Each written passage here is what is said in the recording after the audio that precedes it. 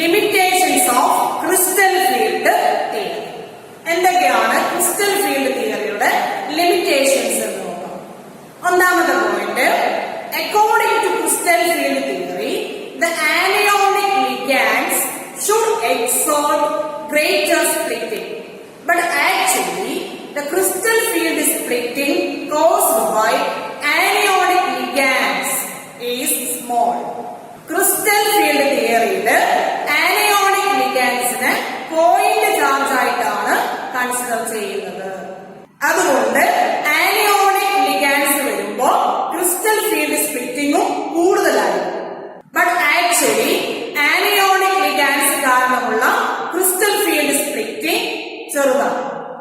ഇതാണ് ഒന്നാമത്തെ ലിമിറ്റേഷൻ. രണ്ടാമത്തെ point, it does not take into account the covalent character of bonding between central metal ion and ligand. Crystal field theory consider ചെയ്യുന്നത് central metal ആറ്റവും ലിഗാൻഡും തമ്മിലുള്ള bond ionic ആയിട്ടാണ്. Covalent ക്യാരക്ടറിനെ കുറിച്ച് ഈ തിയറി ഒന്നും എക്സ്പ്ലെയിൻ ചെയ്യുന്നില്ല. ലിഗാൻഡും സെൻട്രൽ മെറ്റൽ ആറ്റവും തമ്മിലുള്ള കോവാലന്റ് ബോണ്ടിനെ കുറിച്ച് ക്രിസ്റ്റൽ ഫീൽഡ് തിയറി എക്സ്പ്ലെയിൻ ചെയ്യുന്നില്ല. ഇതൊക്കെയാണ് ക്രിസ്റ്റൽ ഫീൽഡ് തിയറിയുടെ limitations. Bonding in metal carbonates, CO ligands വരുന്ന കോർഡിനേഷൻ കോമ്പൗണ്ട്സ് ആണ് metal carbonates. The metal carbon bond in metal carbonates has sigma as well as pi character. Metal കാർബോണേറ്റ്സിലെ മെറ്റലും കാർബണും തമ്മിലുള്ള ബോണ്ടിന് സിഗ്മ ക്യാരക്ടർ ഉണ്ട്, പൈ ക്യാരക്ടർ ഉണ്ട്. The metal carbon sigma bond is formed by the donation of lone pair of electrons on carbonyl carbon into the vacant orbitals of central metal atom. മെറ്റലും കാർബണും തമ്മിലുള്ള സിഗ്മ ബോണ്ട് ഫോം ചെയ്യുന്നത് കാർബോണിൽ കാർബണിലെ lone pair of electrons central metal ആറ്റത്തിന്റെ vacant ഓർബിറ്റൽസിലേക്ക് donate ചെയ്യുമ്പോഴാണ്. Metal carbon sigma bond is formed by the donation of lone pair of electrons on കാർബോണിൽ carbon into the vacant orbitals of central metal atom. The metal carbon pi bond is formed by the donation of a pair of electrons from the filled d orbitals of the central metal into the vacant anti-bonding pi molecular orbitals of CO ligand. മെറ്റലും കാർബണും തമ്മിലുള്ള pi bond form ചെയ്യുന്നത് മെറ്റലിന്റെ filled D ഓർബിറ്റിൽ നിന്ന് ഒരു pair of electrons ലിഗാൻഡായ carbon മോണോക്സൈഡിന്റെ anti bonding molecular ഓർബിറ്റിലേക്ക് donate ചെയ്യുമ്പോഴാണ്. ലിഗാൻഡിന്റെ ആന്റി ബോണ്ടിങ് പൈ മോളിക്കുലാർ ഓർബിറ്റിലേക്ക് സെൻട്രൽ മെറ്റൽ ആറ്റത്തിന്റെ ഫിൽഡ് ആയിട്ടുള്ള ഡി ഓർബിറ്റൽസിൽ നിന്ന് ഒരു പെയർ ഓഫ് ഇലക്ട്രോൺസ് ഡൊണേറ്റ് ചെയ്യുമ്പോഴാണ് മെറ്റലും കാർബണും തമ്മിലുള്ള പൈ ബോണ്ട് ഫോം ചെയ്യുന്നത്. മെറ്റൽ കാർബോണേറ്റ്സിന് എക്സാമ്പിൾ ആണ് NiCO4 times tetra carbonate nickel 0. ഇതിന്റെ ജോമെട്രി ടെട്രാ ഹെഡ്രലായിരിക്കും. വേറൊരു എക്സാമ്പിൾ ആണ് FeCO5 ടൈംസ്. അതിന്റെ ഷേപ്പ് ട്രയാഗണൽ ബൈപിരമിഡൽ ആയിരിക്കും. Another example is CrCO6 times. അതിന്റെ ഷേപ്പ് ഒക്ടാഹെഡ്രൽ ആയിരിക്കും. Stability of coordination compounds. The reaction between central metal atom and the ligand can be considered as Lewis acid base reactions. Central metal ആറ്റവും ലിഗാൻഡും തമ്മിലുള്ള റിയാക്ഷന് Lewis acid base reaction ആയി consider ചെയ്യും. ഇവിടെ ligand ആണ് Lewis base, central metal atom ആണ് Lewis acid. Ligand ആണ് ഇലക്ട്രോൺ പെയറിനെ ഡൊണേറ്റ് ചെയ്യുന്നത്, അതുകൊണ്ട് ലിഗാൻഡ്സ് ആയിരിക്കും ലൂയിസ്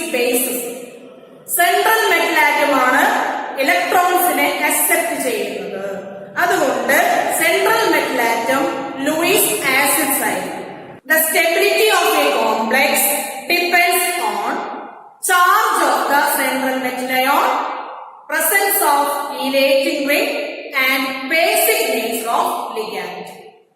ഒരു കോംപ്ലക്സിന്റെ സ്റ്റെബിലിറ്റിയെ അഫക്ട് ചെയ്യുന്ന ഫാക്ടേഴ്സ് ആണ് സെൻട്രൽ മെറ്റൽ അയോണിന്റെ ചാർജ്, ലിഗാൻഡിന്റെ ബേസിക് സ്ട്രെങ്ത്, അതേപോലെ കീലേറ്റിംഗ് ലിഗാൻഡിന്റെ പ്രസൻസ്. ഒന്നാമത്തെ ഫാക്ടർ നോക്കാം. ഒന്നാമത്തെ factor charge of the central metal ion. As the charge of the central metal ion increases, the stability of the complex increases. Central metal അയോണിന്റെ charge കൂടുമ്പോഴും ആ കോംപ്ലക്സിന്റെ സ്റ്റെബിലിറ്റി കൂടുന്നു. രണ്ടാമത്തെ factor basic nature of the ligand. As the basic nature of the ligand increases, stability increases. ലിഗാൻഡിന്റെ basic nature കൂടുമ്പോഴും കോംപ്ലക്സിന്റെ stability കൂടുന്നു. മൂന്നാമത്തെ factor presence of chelating ligands. As chelation increases, stability increases. Chelating ligands ന്റെ presence ഉണ്ടെങ്കിൽ ആ കോംപ്ലക്സിന്റെ സ്റ്റെബിലിറ്റിയും കൂടുതലായിരിക്കും. Next topic importance of coordination compounds. എന്തൊക്കെയാണ് കോർഡിനേഷൻ കോമ്പൗണ്ട്സിന്റെ ആപ്ലിക്കേഷൻസ് എന്ന് നോക്കാം. ഒന്നാമത്തത് ഇൻ അനാലിറ്റിക്കൽ കേസ്. കെമിക്കൽ അനാലിസിസില് കോർഡിനേഷൻ കോമ്പൗണ്ട്സ് യൂസ് ചെയ്യുന്നുണ്ട്. ഫോർ എക്സാമ്പിൾ EDTA നമ്മൾ നേരത്തെ പഠിച്ചു. ഹാർഡ്നെസ് ഓഫ് വാട്ടർ എസ്റ്റിമേറ്റ് ചെയ്യാൻ വേണ്ടി EDTA യൂസ് ചെയ്യുന്നു. വേറൊരു എക്സാമ്പിൾ കോപ്പറിന്റെ ഡിറ്റക്ഷൻ നടത്തുന്നത് കോപ്പറിന്റെ കോമ്പൗണ്ടിലേക്ക് അമോണിയ ആഡ് ചെയ്താണ്. അമോണിയ ആഡ് ചെയ്യുമ്പോൾ ഒരു ബ്ലൂ കളറുടെ സൊല്യൂഷൻ നമുക്ക് കിട്ടുന്നു. ഈ ബ്ലൂ കളറുടെ സൊല്യൂഷൻ എന്ന് പറയുന്നത് tetrammine copper 2 ion. Tetrammine copper 2 ion form ചെയ്തതുകൊണ്ടാണ് നമുക്ക് ബ്ലൂ കളർ കിട്ടുന്നത്. Second application is in purification of metal. മെറ്റൽസിനെ പ്യൂരിഫൈ ചെയ്യും. നിക്കലിന്റെ പ്യൂരിഫിക്കേഷനില് കോർഡിനേഷൻ കോംപ്ലക്സ് ഫോം ചെയ്യുന്നുണ്ട്. നിക്കലിന്റെ പ്യൂരിഫിക്കേഷൻ പറയുന്ന പേരാണ് മോൾസ് പ്രോസസ്. നമ്മൾ ഐസൊലേഷൻ ഓഫ് എലമെന്റ്സ് എന്ന ചാപ്റ്ററിൽ നമ്മൾ നിക്കലിന്റെ പ്യൂരിഫിക്കേഷൻ പഠിച്ചിട്ടുണ്ട്. ഇമ്പ്യൂർ നിക്കലിനെ കാർബൺ മോണോക്സൈഡ് വെച്ച് നമ്മൾ ഹീറ്റ് ചെയ്യും. ഇപ്പൊ ഒരു വോളറ്റൈൽ കോംപ്ലക്സ് ഫോം ചെയ്യുന്നു.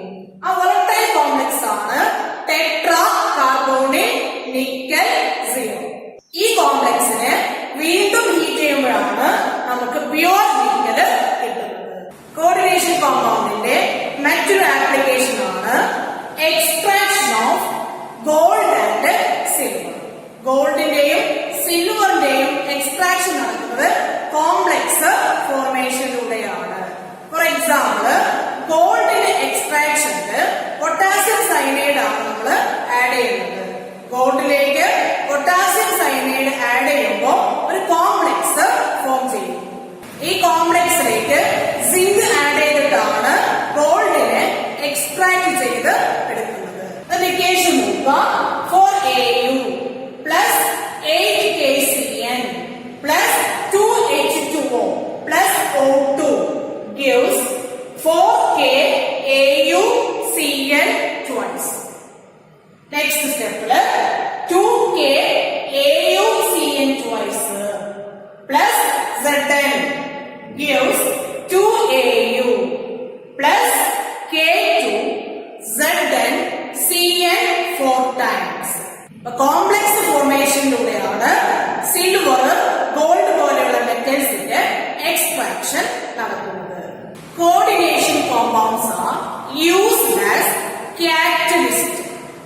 അതിനൊരു എക്സാമ്പിൾ ആണ് വിൽകിൻസൺ കാറ്റലിസ്റ്റ്. അതിന്റെ formula PH3P thrice RHCl. PH3P thrice RHCl. ഇതാണ് വിൽകിൻസൺ കാറ്റലിസ്റ്റ്.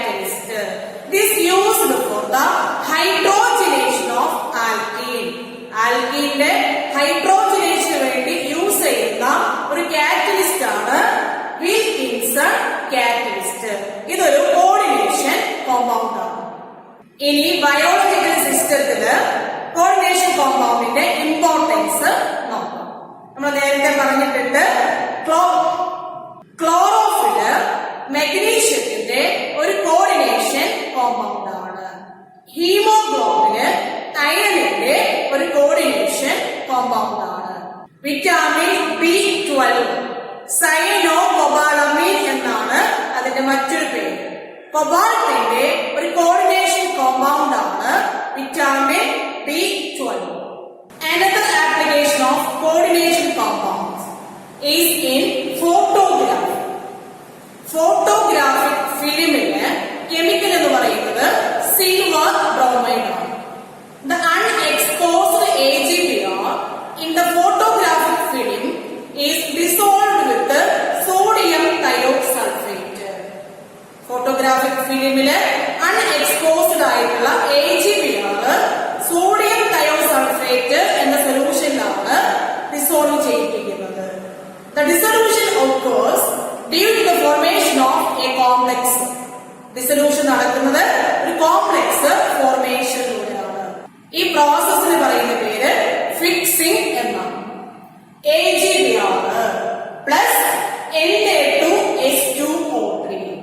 Na2H2O3 എന്ന് പറഞ്ഞാൽ സോഡിയം തയോസൾഫേറ്റ്. ഹൈപ്പോ എന്ന പേരിലാണ് ഇത് അറിയപ്പെടുന്നത്. AgBrഉം സോഡിയം തയോസൾഫേറ്റും കൂടെ റിയാക്ട് ചെയ്താൽ Na3AgH2O3 ട്വൈസ് എന്ന കോംപ്ലക്സ് ഫോം ചെയ്യുന്നു. ഫോട്ടോഗ്രാഫിയില് ഫിക്സിംഗ് എന്ന പ്രോസസ് നടത്തുമ്പോൾ കോർഡിനേഷൻ കോംപ്ലക്സ് ഫോം ചെയ്യുന്നു. കോർഡിനേഷൻ കോമ്പൗണ്ട്സ് മെഡിസിൻസ് ആയിട്ട് യൂസ് ചെയ്യുന്നുണ്ട്. അതിനൊരു example EDTA complex of calcium is used for the treatment of lead poisoning. Lead poisoningന്റെ ട്രീറ്റ്മെന്റിന് EDTAയും കാൽസ്യവും ചേർന്ന കോംപ്ലക്സ് യൂസ് ചെയ്യും. മറ്റൊരു ഇമ്പോർട്ടന്റ് കോമ്പൗണ്ട് ആണ് സിസ്പ്ലാറ്റിൻ. സിസ്പ്ലാറ്റിൻ അതിന്റെ ഫോർമുല ഇതാണ് PTNS3+Cl2. ഇതിന്റെ സിസ് ഫോം ആണ് കീമോതെറാപ്പിക്ക് വേണ്ടി യൂസ് ചെയ്യുന്നത്. Cisplatin is used for chemotherapy. ഇത്രയും